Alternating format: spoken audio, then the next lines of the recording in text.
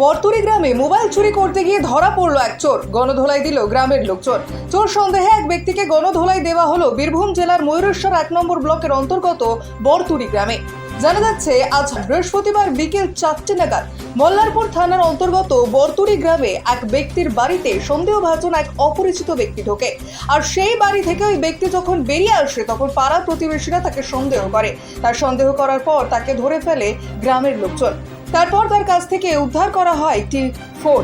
আর সেখান থেকে জানা যায় যে বাড়িতে সন্দেহভাজন লোকটি ঢুকেছিল সেই বাড়ি থেকে ওই ফোনটি চুরি করেছে। আর এতে ওই গ্রামের লোকজন গ্রামের একটি পোলে বেঁধে তাকে গণধোলাই দিল বলে জানা যায়। তারপর ঘটনার খবর পেয়ে সেখানে আসে মল্লারপুর থানার পুলিশ এবং মল্লারপুর থানার পুলিশ প্রশাসন এসে তাকে আটক করে নিয়ে গিয়েছে বলে জানা যায়।